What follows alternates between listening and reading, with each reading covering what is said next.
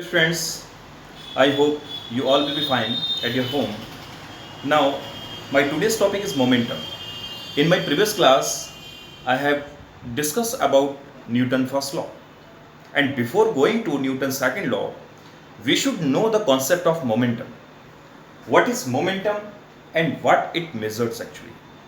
Momentum of a body is defined as the product of its mass and velocity. यानी कि momentum जो है वो किसी भी बॉडी के मास और उसमें कितना वेलोसिटी है उस पर डिपेंड करता है।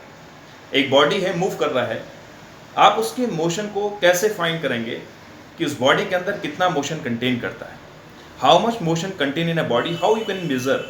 ओके, तो by measuring this value of momentum you can measure the quantity of motion contained in a body, because momentum is a product of mass and velocity, and momentum denoted by p, and p will be equals to m into v.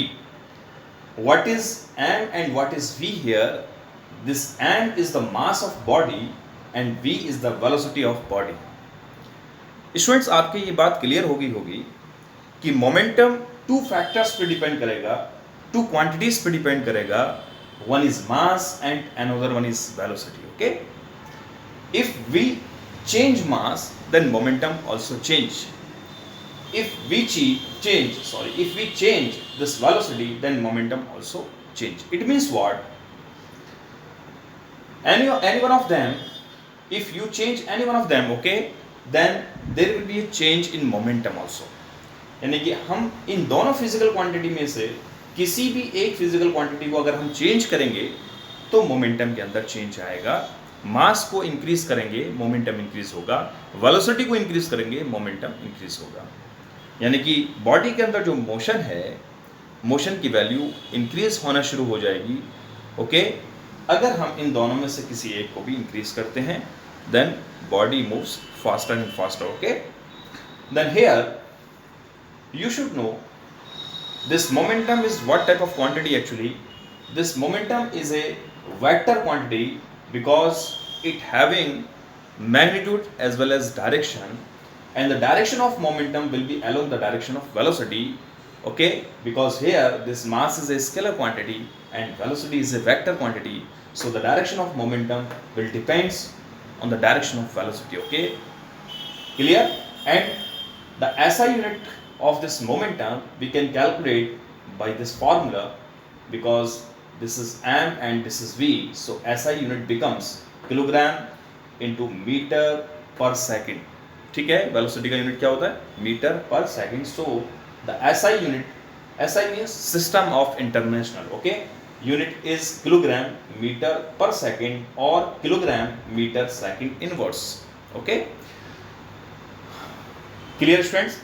And here this momentum measures the quantity of motion of a moving body. This is an important term. okay, तो यहाँ पर आपको ये clear हो गया होगा कि momentum एक स्केल है, एक पैरामीटर है जिससे आप किसी भी बॉडी के अंदर मोशन की वैल्यू को फाइंड कर सकते हैं कि उस बॉडी के अंदर कितना मोशन कंटेन करता है.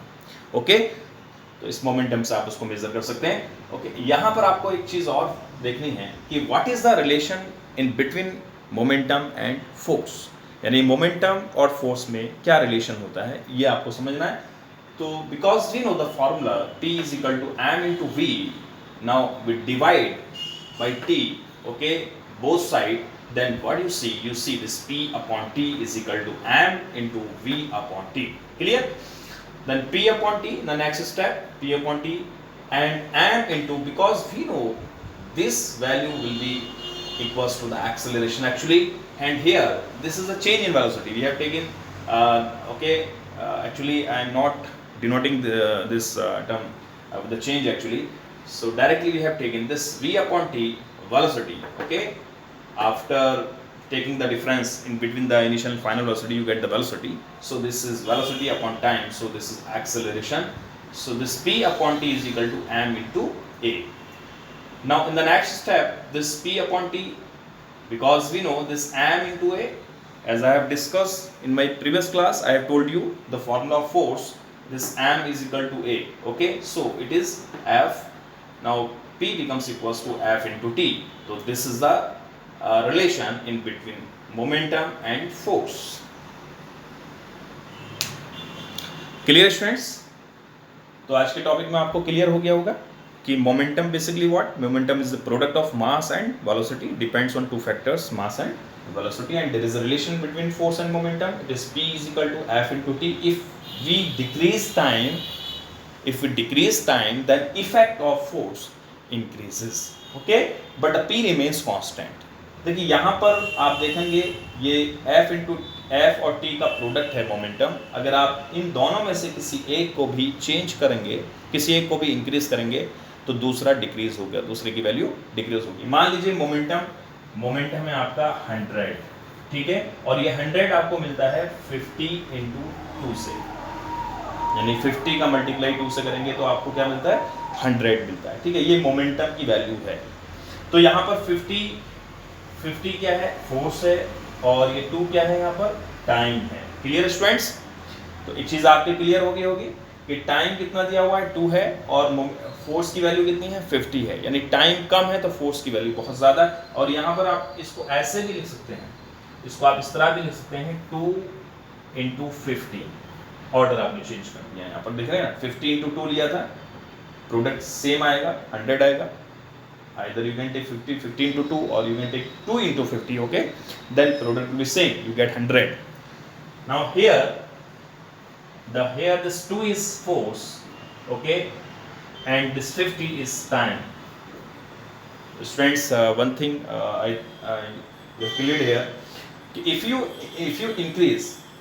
increase time, देखिए यहाँ टाइम को इंक्रीज किया, 2 से कितना हो गया? टाइम 50 हो गया, तो फोर्स की वैल्यू डिक्रीज हो जाएगी. फोर्स की वैल्यू कितना हो जाएगा?